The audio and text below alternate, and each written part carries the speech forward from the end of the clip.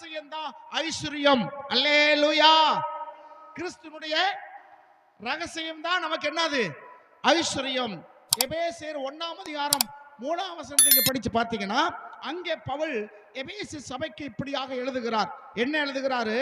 அவர் உன்னதங்கள் இருக்கிற சகல ஆவிக்குரிய ஆசீர்வாதங்களாலே அவர்களை நிரப்பினார். அல்லேலூயா.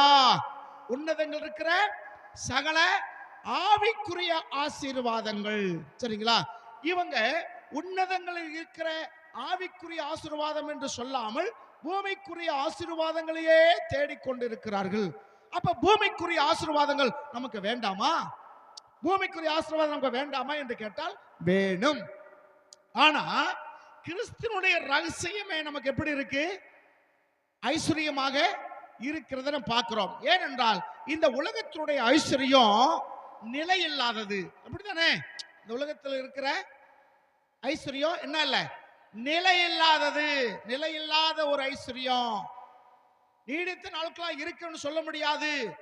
ஆனா உன்னதங்கள் இருக்கிற ஐஸ்வர்யமோ, தேவனை அறிகிற ரகசியமாக அந்த ஐஸ்வர்யமோ உன்னை நித்தியத்துக்கு கொண்டு போகும், உன்னை மகிமைப்படுத்தும். அது ஒரு நாளும் மாறாது. அல்லேலூயா. கர்த்தர் நாமத்துக்கு மகிமை உண்டாகட்டும். அங்க என்ன சொல்லிக்கிட்டே வர்றாரு? அவருக்குள் ஞானம் அறிவு என்பவர்களுடைய பொக்கிஷம் அடங்கி இருக்கிறது. அவருக்குள்ள என்ன இருக்கா? பொக்கிஷம். என்ன பொக்கிஷம்? பொக்கிஷம்னா என்னது? பொக்கிஷம் என்றால் பொதுவா என்ன சொல்லுவோம் நம்ம? பொக்கிஷம் என்றால் என்ன? பணம், நகை, விலை மதிப்பேற்ற பொருட்கள் தான் நமக்கு பொக்கிஷம் சொல்லுவோம். ஆனா வேதம் நமக்கு என்ன சொல்லுது?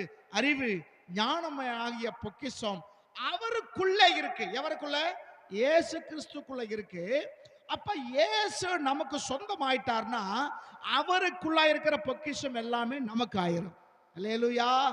அதான் பவுல் இன்னொரு இடத்துல சொல்றாரு, தமது ஒரே பேரான குமாரன் நமக்காக தந்தருளினவர் அவரோடு கூட மற்ற எல்லாவற்றையும் நமக்கு அருளாதிருப்பது எப்படி என்று கேட்கிறார். அவரையே நமக்கு கொடுத்து விட்டார். அவரோடு மற்ற எல்லாவற்றையும் என்ன செய்வார்? அவரோடு நமக்கு கொடுக்கிறார். இன்னைக்கு அநேகர் இயேசு வேண்டாம், அவருடைய ஆசீர்வாதம் மட்டும் எனக்கு என்ன செய்யணும் வேண்டும் அப்படின்னா இல்லை. இயேசுவோட மற்ற எல்லா நன்மையும் அவர் நமக்கு கொடுக்கிறவராய் இருக்கிறார். அல்லேலூயா. அது எடுத்த காரியத்துக்கு நான் வருகிறேன். இங்க விசுவாசத்துல பாருங்க 5ஆம் வசனத்துல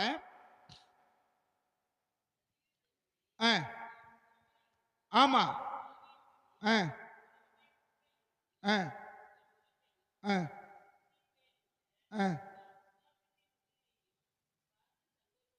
பார்த்து ஒரு தகப்பனுடைய உள்ள எதை பார்க்கணும்? 1 யோவான்ல சொல்றதுக்கு, என் பிள்ளைகள் சத்தியத்தில் நடக்கிறார்கள் என்ற சந்தோஷத்தை விட அதிகமான சந்தோஷம் எனக்கு ஒன்றுமில்லை. உன் பிள்ளைகள் பெரிய வீடு கட்டலாம், சந்தோஷம்தான். கை நிறைய சம்பாதிக்கலாம், சந்தோஷம்தான். நிறைய பிள்ளைகள் ஃபாரின் போயிட்டாங்க. பெற்றோர்கள் இங்க ஒரு அனாதை போல ஒரு தண்ணி எடுத்து கொடுக்க கூட ஆள் இல்லாம சிலர் கஷ்டப்படுறாங்க. ஆனா அவங்களுக்கு ஒரு பெருமை இருக்கு. என் பிள்ளை அமெரிக்காவில் இருக்கான், என் பிள்ளை ஆஸ்திரேலியா இருக்கிறான், கார் வாங்கியிருக்கான், பெரிய வீடு வாங்கியிருக்கான். எல்லாம் போட்டால்தான் பார்க்க முடியுமே தவிர என்ன செய்ய முடியாது, அது அனுபவிக்க முடியாது. வேதம் சொல்லுது, உன் பிள்ளைகள் உன் பந்தியும் சுற்றிலும் இருக்கிற ஒலிவாமர கன்றுகளை போல இருப்பார்கள் என்று வேதம் சொல்லப்பட்டிருக்கிறது. அதுக்காக வேலை செய்யக்கூடாது, சம்பாதிக்க கூடாதுன்னு அந்த அர்த்தம் அல்ல. இங்க தகப்பனுடைய உள்ளம் எதை பார்த்து சந்தோஷப்படுதா? கிறிஸ்து இயேசுவில் உள்ள உங்கள் விசுவாசத்தின் உறுதியை பார்த்து நான் சந்தோஷப்படுகிறேன். அல்லேலூயா. இந்த 2024 இந்த டிசம்பர் மாசம் இன்னைக்கு ஸ்தோத்திரம் 20ஆம் தேதியில ஊழியக்காரர் எதை பார்த்து சந்தோஷப்படணும்? உங்களை பார்த்து கிறிஸ்துவுக்குள் நீங்கள் விசுவாசத்தில் உறுதியை பார்த்து சந்தோஷப்படணும். ஜனவரி 1ஆம் தேதி உங்களுக்குள்ள இருந்த அந்த கிறிஸ்துவனுடைய உறுதி, விசுவாசத்தில் இருந்த உறுதி இன்றைக்கும் இருக்கிறதா என்று உங்களை நீங்கள் என்ன செய்யுங்க, நிதானித்து பாருங்க. ஏதோ சர்ச்சுக்கு போறோம் வந்தோம் என்றது முக்கியம் அல்ல. உங்க விசுவாசத்துடைய உறுதியை கர்த்தர் பார்த்து சந்தோஷப்படுகிறார். அல்லேலூயா, அல்லேலூயா. சில பேர் என்ன சொல்லுவாங்களா, அதுக்கு மேல இருக்கிற வசனம் பாருங்க, 4ஆம் வசனம். ஒருவனும் நய வசனப்பினால் உங்களை வஞ்சியாதபடிக்கு இதை சொல்லுகிறேன். போதும் போதும், இந்த விசுவாசம் போதும், இந்த பக்தி நமக்கு போதும், இந்த காரியம் நமக்கு போதும் என்று சில பேர் என்ன செய்வார்கள், நய வசனப்பினால் உங்களை என்ன செய்வாங்க, வஞ்சிப்பாங்க. வஞ்சிக்கிறது என்ன அர்த்தம், ஏமாத்துறதுன்னு அர்த்தம். அன்றொரு நாள் ஏதோ தோட்டத்துல ஏவாளை பிசாசு என்ன செய்தான், தந்திரமாய் வஞ்சித்தான். அப்படிதான் இருக்கு, தந்திரமாய் ஏமாத்தினான். தந்திரம் என்றா, தந்திரம் என்று சொல்லுவது ஒரு சாதாரணம் இருக்குது, ஒரு அறிவு, ரொம்ப அறிவாளிகள் சொல்லுவோம்ல. ஆனா மூல பாஷையில அதுக்கு தந்திரம் என்று எழுதியிருக்கிறது. என்னது தந்திரம், தந்திரமா தப்பிச்சிட்டான் பாத்தியா, தந்திரமா அந்த காரியம் அப்படின்னா ரொம்ப அறிவோடு இந்த காரியத்தை செய்துட்டான்னு அர்த்தம். அப்ப மிருக ஜீவனங்கள் எல்லாத்திலையும் சர்ப்பமானது தந்திரம் உள்ளது, சர்ப்பமானது தந்திரம் உள்ளது. தந்திரம் என்றால் அறிவு, மற்றத்தை விட இதுக்கு அறிவு என்னது கூட இருந்ததுனால இந்த பாம்பை தான் பிசாசு பயன்படுத்தி கொண்டான். இந்த பாம்பை என்ன செய்தான், பிசாசு பயன்படுத்தி கொண்டான். இன்னைக்கு ஞானம் அதிகமா இருக்கிறவங்களை, புத்தி அதிகமா இருக்கிறவங்களை, ரொம்ப விவேக இருக்கிறவங்களை இன்னைக்கு பிசாசு என்ன செஞ்சுக்கிட்டு இருக்கிறான், பயன்படுத்தி கொண்டு இருக்கிறான், பயன்படுத்தி கொண்டு இருக்கிறான். இங்க பவுல் சொல்றாரு, ஒருவனும் உங்களை வஞ்சியாதபடிக்கு என்ன செய்கிறேன், வஞ்சியாதபடிக்கு இதை சொன்னு. நய வசனப்பினால், நய வசனப்பினா அப்படியே பேசும்போது ரொம்ப பாசக்காரங்கமா நம்ம கிட்ட பேசுவாங்க, ஆனா உள்ளத்துல என்ன இருக்காது, பாசம் இருக்காது, உள்ளத்துல அப்படிப்பட்ட ஒரு அன்பு இருக்காது. பார்த்துக்கிடுங்க. நய வசனப்பினால் உங்களை வஞ்சியாதபடிக்கு நீங்க எப்படி இருக்கணும், எச்சரிக்கையா இருக்க வேண்டும் என்று கர்த்தர் விரும்புகிறார். அப்ப தகப்பனுடைய அன்பு உள்ளம் எப்படி இருக்கணும், எதை பார்த்து சந்தோஷப்படணும், கிறிஸ்துவில விசுவாசத்துல உறுதியா இருக்கிறதை கண்டு அவர் சந்தோஷப்பட வேண்டும். இந்த வருஷத்துடைய கடைசி நாட்களில் நாம் இருக்கிறோம், நம்முடைய விசுவாசத்தினுடைய உறுதி கண்டு ஆண்டவர் சந்தோஷப்பட வேண்டும். அது மாத்திரமல்ல, ஸ்தோத்திரம், 6ஆம் வசனம், ஏற்றுக்கொண்டபடி எப்படி கள்ளம் கபடமில்லாமல் கிறிஸ்து இயேசுவை நீங்க சொந்த இரட்சகராக குல தெய்வமாக ஏற்றுக்கொண்டீங்களோ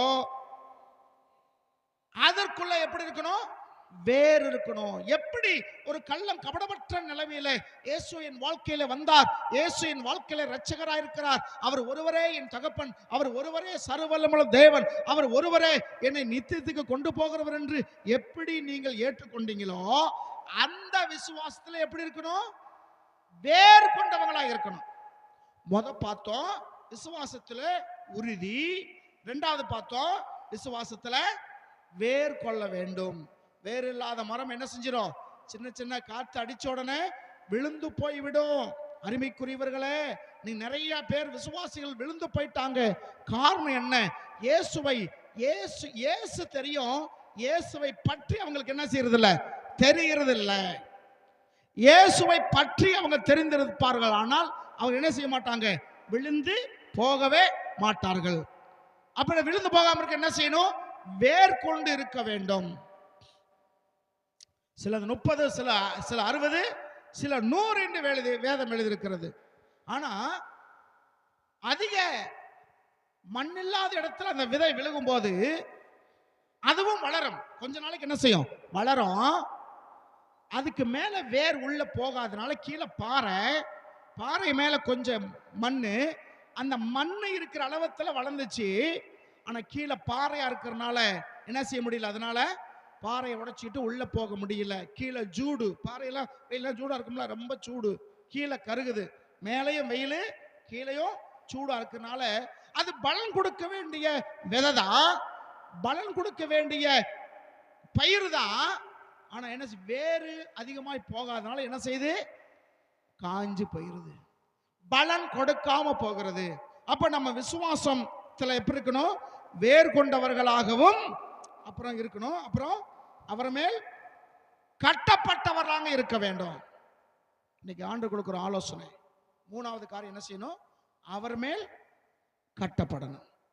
ஆகாதென்ற தள்ளின கல்லே மூளைக்கு தலைக்கல் ஆயிற்று என்று வேதம் சொல்லி இருக்குல்ல.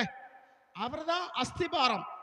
போடப்பட்டிருக்கிற அஸ்திபாரமே அல்லாமல் வேறொரு அஸ்திபாரம் இல்லை என்று வேதம் சொல்லியிருக்கு. கிறிஸ்து போட்ட அஸ்திபாரம், அப்போஸ்தலர்கள் போட்ட அந்த அஸ்திபாரத்து மேலதான் நம்முடைய விசுவாசம் என்ன செய்யணும்? உறுதியா இருக்கணும், வேர் கொண்டு இருக்க வேண்டும். இன்னைக்கு இந்த அஸ்திபாரத்தை விட்டு விட்டு அநேகர் என்ன செய்யறாங்க? இவங்களா ஒரு அஸ்திபாரம் போட்டு அதுல கட்டடங்களை கட்டுகிறார்கள். காரணம், வேதத்திலிருந்து ஆலோசனை சொல்லுவதை விட தங்களுடைய அனுபவம், தங்களுடைய அனுபவத்திலிருந்து தங்களுக்கு தெரிந்த காரியங்களையே சத்தியமாக சொல்லுகிறார்கள். இதுதான் சத்தியம் என்று சொல்லுகிறார்கள். அப்படி என்ன அர்த்தம்? போடப்பட்டிருக்க அஸ்திபாரம் விட்டுட்டு என்ன செய்யறாங்க? வேறொரு அஸ்திபாரத்தை கட்டுறாங்க. இந்த இடத்துல நம்ம சர்ச்சுக்கு அஸ்திபாரம் போட்டிருக்கோம், அதுலதான் சுவர் வரணும். நான் கட்டடம் கட்டுறேன்னு சொல்லி என்ன செய்யக்கூடாது? அந்த அந்த பவுண்டேஷன் விட்டுட்டு வேறொரு பக்கத்தில் நீ சவரை வச்சு கட்டினா கட்டலாம், சவரை மேல கொண்டு போகலாம், எத்தனை அடிகள் கொண்டு போகலாம். நிக்குமா? நிக்கும். அப்ப யார் மேல கட்டப்படணும்? அவர் மேல கட்டப்படணும். எவர் மேல? இயேசு கிறிஸ்து மேல. அவர் தான் பவுண்டேஷன், அவர் தான் அஸ்திபாரம். உங்க விசுவாசம் அவர் மேல கட்டப்படணும். அல்லேலூயா. கட்டப்படும் போது அந்த கட்டடம் தான் கண்ணுக்கு தெரியுமே தவிர அஸ்திபாரம் என்ன செய்யாது? கண்ணுக்கு தெரியாது. அவர் மேல் நீ இருந்தால் நீ அழகா இருப்பாய். அல்லேலூயா, அல்லேலூயா. கர்த்தருடைய நாமத்துக்கு மகிமை உண்டாவதாக. 100 ஆடுகள் ஒருவன் வைத்திருந்தானா, அந்த 100 ஆடுகள் அவன் மேய்க்கும் போது ஒரு ஆடு என்ன செஞ்சிருச்சு? காணாமல் போயிருச்சு. பாக்கி 99 ஆடு என்ன செஞ்சிட்டான்? விட்டுட்டு. ஏன்னா இது கூட்டமா இருக்கிறதுனால ஒன்னு விட்டு ஒன்னு என்ன செய்யாது? பிரிந்து போகாது. காணாமல் போன ஒரு ஆட்டை அவன் தேடி போனான். நீங்கள் நானா இருந்தா ஒரு ஆடு தானே போனா போயிட்டு போகுது, இதை அப்படியே விட்டுட்டு போயிட்டா இந்த 99 ஆடுக்கு ஏதாவது பிரச்சனை வந்துடும் என்று சொல்லி ஒருவேளை என்ன செய்வோம்? யோசிப்போம். ஆனா அந்த மேய்ப்பன் என்ன செய்தான்? 99 ஆடு ஒரு கூட்டா இருக்கிறதுனால, ஒன்றோடு ஒன்று இணைந்திருக்கனால அவள் ஆபத்து இதுக்கு என்ன செய்யாது? வராது. காணாமல் போச்சுல ஒரு ஆடு, அதுக்கு தான் ஆபத்து, அதுக்கு தான் ஆபத்து. ஏன்னா காட்டு விலங்குகள் என்ன செஞ்சிடாத? பிடிச்சிட்டு போயிரும். சிங்கம் பிடிச்சிட்டு போயிரும், கரடி பிடிச்சிட்டு போயிரும். தாவீது சொன்னார்ல, ஒரு நாள் என்னுடைய ஆட்டை சிங்கம் என்ன செஞ்சது? பிடிச்சிட்டு போச்சு. நான் பின்னாடியே போயிட்டு என்ன செஞ்சேன்? சிங்கத்தை அடிச்சு அது வாயிலிருந்து என் ஆட்டை நான் காப்பாத்தினேன். இன்னொரு முறை கரடி வந்துச்சு, கரடி வந்து என் ஆட்டை தூக்கிட்டு போச்சு. நான் பின்னாடியே போயிட்டு என்ன செய்தேன்? அந்த கரடியும் ஜெயிச்சு அதை கொன்னுட்டு என்ன செஞ்சேன்? அந்த ஆட்டை அதனுடைய வாயிலிருந்து நான் தப்பி வச்சேன் அப்படிங்கிறார். அப்படி என்ன அர்த்தம்? என்ன தெரிகிறது? ஒரு ஆடு தனியா போச்சுன்னா அதுக்கு என்ன வரும்? சிங்கம் வரும், கரடி வரும், ஆபத்து வரும், ஆபத்து வரும். அல்லது ஏதோ இடத்துல சிக்கி கொண்டு இருக்கலாம்.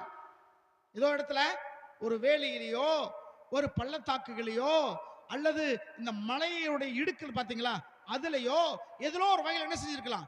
சிக்கி கொண்டு இருக்கலாம். அதை தான் நான் தேடுவேன் என்று சொல்லி அந்த மனிதன் போனான் இல்லையா? இன்னைக்கு சபைக்கு வராம வெளியே நிறைய பேர் இருக்கிறாங்க.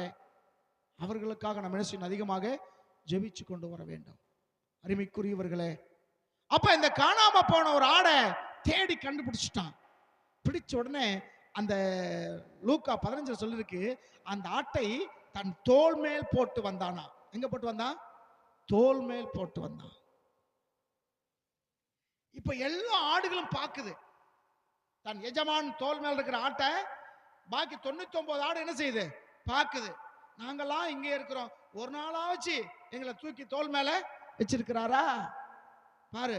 அவன் அடங்கா படாரியா, சொன்னபடி கேட்காம போயிட்டான். அவனை தேடி கண்டுபிடிச்சு எங்க போட்டுட்டு வர்றாரு? தோல் மேல் போட்டு வர்றாரு. ஒருவேளை அந்த ஆடுகள்லாம் போறாம என்ன செஞ்சிருக்கலாம்? நினைச்சிருக்கலாம். ஆனா இந்த எஜமான் சொன்னாரு, என்னோட கூட நீங்களும் சந்தோஷப்படுங்கள். அல்லேலூயா. அவர் தோல் மேல் இருக்கும் வரைக்கும் நமக்கு பாதுகாப்பு. ஆமென். தோல் மேல இருக்க வரைக்கும் பாதுகாப்பு. அது மேல போட்டு வரும்போது இவனுக்கு சந்தோஷம், அந்த ஆடுக்கு எப்படி இருக்கும்?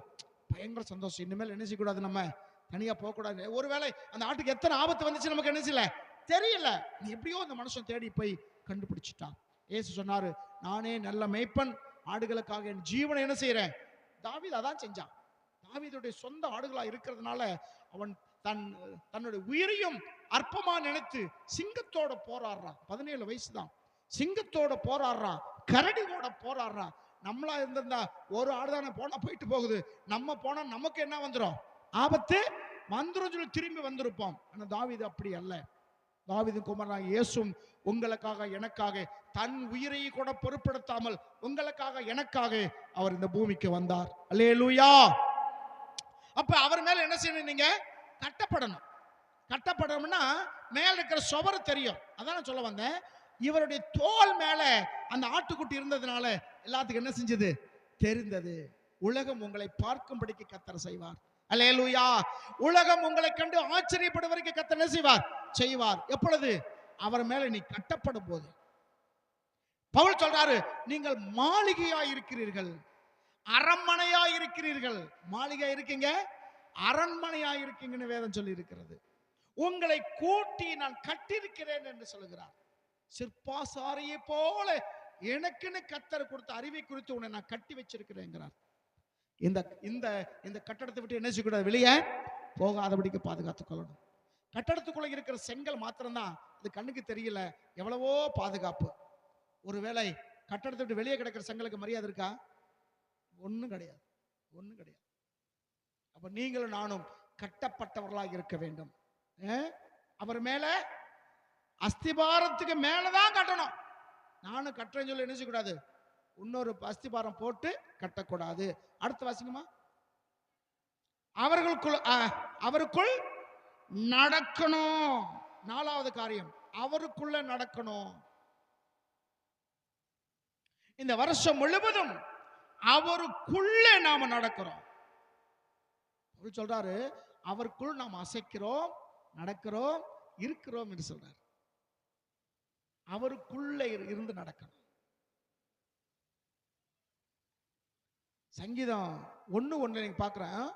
துன்மார்க்குடைய ஆலோசனை நடவாமலும் பாவியுடைய வழியில் இல்லாமலும் பரியாசக்கார உட்கார இடத்துல உட்கார். முத வார்த்தை எது? துன்மார்க்குடைய ஆலோசனை நீ நடக்காத. அவங்க தான் வஞ்சகர். இங்க பார்த்தோம். பழைய ஏற்பாட்டுல அவனை குறிச்சு துன்மார்க்கன் இருக்கு. புதிய ஏற்பாட்டுல என்ன சொல்றீங்க, வஞ்சகன். நய வசனப்பினால் என்ன செய்வான், உன்னைய ஏமாத்திடுவான் அப்படிங்கிறார். சங்கீதம் சொல்லிருக்கு, துன்மார்க்குடைய ஆலோசனையில் நடக்காத. அப்ப யாருக்குள்ள நம்ம நடக்கணும், கர்த்தருக்குள்ள நடக்கணும். 4வது காரியம். சரிங்களா? அடுத்து நீங்கள் போதிக்கப்பட்டபடியே, இதுவரைக்கும் நீங்க ஏற்றுக்கொண்ட நாள் வரைக்கும் எப்படி நீங்க போதிக்கப்பட்டு இருக்கிறீங்களோ அப்படியே நீங்க நடந்து கொள்ளணும். ஏன்னா இன்னைக்கு கள்ள உபதேசம் என்ன ஆயிருச்சு, நிறைய பெருகிருச்சு. தேவனுக்கு முக்கியத்துவம் கொடுக்கிறது இல்லை இன்னைக்கு அநேக. இதை பார்க்கிற கேட்கிற அருமைக்குரியவர்களே, இன்னைக்கு ஆண்டவரை மகிமைப்படுத்துற கூட்டம் குறைந்து போய்விட்டது. சத்தியத்தை சத்தியமாக சொல்லுகிற கூட்டம் குறைந்து போய்விட்டது.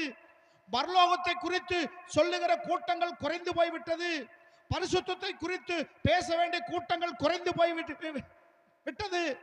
எல்லாம் இந்த பூமிக்குரிய காரியங்களையே பேசிக் கொண்டிருக்கிறாங்க. இது உங்களுக்கு தெரியும். அப்படிப்பட்டவங்க விட்டு விலகு என்ற வேதம் சொல்லப்பட்டிருக்கிறது அப்போஸ்தலர் 2ஆம் அதிகாரத்துல. இங்க நம்ம பார்க்கிறோம், நீங்கள் போதிக்கப்பட்ட போதனை. அப்போஸ்தலர் பவுல் சொல்றாரு, நாங்கள் போதித்தபடியே நாங்கள் சொல்கிறோம். இதை அல்லாமல் வானத்திலிருந்து தூதன் இறங்கி வந்து சொன்னாலும் அவன் சபிக்கப்பட்டவனாக இருக்கிறான். ஏன்னா பவுண்டேஷன் அவர்தான். நீங்க போதிக்கப்பட்ட போதனையில நீங்கள் உறுதியாய் தரித்திருங்க. அடுத்து விசுவாசத்தில் உறுதிப்பட்டு, ஏற்கனவே பார்த்தோம். அத விசுவாசத்தில் எப்படி இருக்கணுமா, உறுதியாய் இருக்குன்னு சொல்லி. அப்படித்தானே? மறுபடியும் நினைப்போட்டுகிறார். உங்களுக்கு போதிக்கப்பட்ட போதனைபடியே நீங்க உறுதியா இருந்து விசுவாசத்துல எப்படி இருக்கணும், உறுதிப்பட்டு ஸ்தோத்திரத்துடனே அதுல பெருகுங்க. ஸ்தோத்திரத்தினால நீங்க பெருகுங்க. ஸ்தோத்திரத்தினால கிருபை பெருகும் இருக்குல்ல. ஸ்தோத்திரம் சொல்றதுனால கிருபை பெருகும். ஸ்தோத்திரத்தினால நீங்க பெருகுங்க. பூமிக்குரிய பெருக்கம் ஒரு பக்கம் இருக்கும். இதுல நீங்க பெருகுனா உங்களுக்குரியதை கர்த்தர் கொடுத்து கொண்டே இருப்பார். அல்லேலூயா. ஸ்தோத்திரத்துல பெருகுங்க.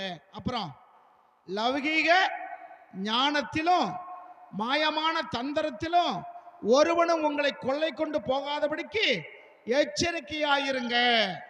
இந்த நாட்கள் எப்படிப்பட்ட நாட்களா இருக்கணுமா? எச்சரிக்கை. எதற்கு எச்சரிக்கை?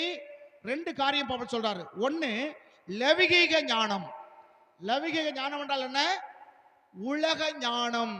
உலக ஞானம் கடவுளுக்கு முன்பாக பைத்தியமாய் இருக்கிறது என்று சொல்லப்பட்டிருக்கிறது. உலக ஞானம் கடவுளுக்கு முன்னாடி எப்படிப்பட்டது? பைத்தியமாய் இருக்கிறது. பைத்தியமாய் இருக்கிற ஞானம். அந்த ஞானம் நமக்கு வேண்டாம். மேல நீங்க 4ஆம் வசனத்தை வாசிச்சீங்க. அறிவு ஞானம் என்பவ ஆனவைக பொக்கிஷம் அவருக்குள்ள இருக்கு, அடங்கி இருக்கு. இந்த ஞானம் நமக்கு வேண்டும். அல்லேலூயா, ஸ்தோத்திரம். என்ன சொல்றாரு? உலக ஞானம் நமக்கு என்ன செய்யக்கூடாது? இருக்க கூடாது. அப்புறம் உலக ஞானம் நமக்கு தேவைதான். மற்றவங்க வஞ்சிக்கப்படுவது, நம்மளை வஞ்சிக்கும் போது தப்பித்துக் கொள்வதற்கு உலக ஞானம் தேவைதான். அதுதான் மெயின் என்று நினைக்க கூடாது. இதுல நிறைய வசனங்கள் இப்படி பார்க்கிறோம். 2 காரியம் ஆண்டவர் சொன்னார். ஒன்னு, கபடமற்ற புறாவை போல இருக்கணும். இன்னொன்னு, வினா உள்ள சர்பத்தை போல இருக்கணும். 2ம் வேணும். மனிதனுடைய சூதும் வாதும் புரிந்து கொள்வதற்கு உண்டான காரியங்கள் நமக்கு கட்டாயம் வேண்டும். ஆனா உலக ஞானமே மெயின் என்று இருக்கக்கூடாது. உலக ஞானம் வேற, தேவ ஞானம் வேற. உலக ஞானம் மற்றவர்கள் நம்மளை வஞ்சிக்காதபடிக்கு நம்மளை பாதுகாத்துக் கொள்வதற்கு உலக ஞானம் நமக்கு வேணும். படிப்பு சொல்லக்கூடிய காரியங்கள் வேணும். சரிங்களா? உலக ஞானமும் ஞானத்தினாலும் அப்புறம் என்னது? மாயமான தந்திரம். மாயமான தந்திரம். உன்னடத்த சொல்றதுக்கு மாயமான தாழ்மை என்று உன்னடத்துல இருக்கு. சில பேர் மாயமான தந்திரம், ஏமாத்துகிற தந்திரம். கீழ்ப்படுகிற மாதிரி கீழ்ப்படிவாங்க, ஆனா என்ன செய்ய மாட்டாங்க? கீழ்ப்படுகிற மாதிரி வந்து நடிப்பாங்க, ஆனா உண்மை என்ன செய்ய மாட்டாங்க? கீழ்ப்படிய மாட்டாங்க. அதுக்கு பதிலாக மாயமான தந்திரத்திலும் ஒருவனை உங்களை என்ன செய்யக்கூடாது? கொள்ளை கொண்டு போகாதபடிக்கு எச்சரிக்கையா இருங்க. கொள்ளை கொண்டு உங்களை கொள்ளை அடிச்சுட்டு போயிடுவான். உங்களை என்ன செஞ்சிருவான்? அந்த 2 காரியத்தினால உங்களை கொள்ளை அடிச்சுட்டு போயிடுவான். போகாதபடிக்கு நீங்க எப்படி இருக்கணும்? எச்சரிக்கையா இருக்கணும். இந்த வருஷம் முழுவதும் தேவன் நம்மளை அநேக காரியத்துல எச்சரிக்கையோடு கொண்டு வர உதவி செய்தார். அது மனுஷர்களின் பாரம்பரிய நியாயத்தையும் உலக வழிபாடுகளையும் பற்றினது அல்லாமல் கிறிஸ்துவை பற்றினது அல்ல. உலக காரியங்களையே பேசுவாங்க. ரொம்ப பேர் உலக காரியங்களையே பேசுவாங்க. அங்க போனேன், அமெரிக்கா போனேன், ஜப்பான் போனேன், லண்டன் போனேன், இது உலக காரியங்களையே பேசுவாங்க. அது தேவ ஞானம் அது அல்ல, உலக ஞானமாய் காணப்படுகிறது. ஆகையினால கர்த்தருடைய பிள்ளைய இங்க அப்போஸ்தலனாகிய பவுல் தன் விசுவாசி மக்களுக்கு எதை இருந்தா சந்தோஷம், என்னென்ன காரியங்களை நீங்கள் ஜாக்கிரதவா இருக்க வேண்டும் என்று விரும்புகிறார் சொல்லி நீங்க பாத்தீங்க. ஃபர்ஸ்ட் எதை பார்த்தோம்? ஃபர்ஸ்ட் விசுவாசத்துல உறுதியா இருக்கணும். நீங்களாம் எப்படி இருக்கணும்? விசுவாசத்துல பேதுரு சொல்லிருக்கு, தனக்கு கொஞ்ச காலம் இருக்குதுன்னு பிசாசு அறிந்து கொர்ச்சிக்கிற சிங்கம் போல சுற்றி வகை தேடுகிறான். நீங்களோ விசுவாசத்தில் உறுதியா இருந்து அவனுக்கு எதிர்த்து நில்லுங்கள், அவனை உங்களை விட்டு ஓடி போவான். அல்லேலூயா. அப்ப இந்த வருஷம் முழுவதும் விசுவாசத்துல உறுதியாக இருக்கும்படி கர்த்தர் கிருபை செய்தார். அதுவே தேவனுக்கு மகிழ்ச்சி. ஆண்டவருக்கு நீங்க விசுவாசத்துல உறுதியா இருப்பது தேவனுக்கு மகிழ்ச்சியா இருக்கிறதுன்னு சொல்றார். ஆகையினால 2வது காரியம் என்ன பார்த்தோம்? அவருக்குள்ள எப்படி இருக்கணும்? வேர் கொண்டவங்களா இருக்கணும். கிறிஸ்து இயேசுக்குள்ள வேர் கொண்டவர்களாக, விசுவாச வாழ்க்கையில வேர் கொண்டவர்களாக காணப்படணும். 3வது, அவர் மேல் கட்டப்பட்டவர்களாக இருக்க வேண்டும். மாளிகையாய் நீங்கள் திகழ வேண்டும் என்று கர்த்தர் விரும்புகிறார். 4வது காரியம், அவருக்குள்ள என்ன செய்யணும்? நீ நடந்து கொள்ள வேண்டும், அவருக்குள்ள நீ நடக்கணும் என்று விரும்புகிறார். 5 அதை ஏற்க வந்துருச்சு. கடைசி என்ன சொன்னா, ஒருவனும் உன்னை கொள்ளை கொண்டு போகாதபடிக்கு எச்சரிக்கையார். 5 காரியங்களை நம்ம பார்த்தோம். சரிங்களா? இது எச்சரிக்கையா இருக்க வேண்டிய நேரம்.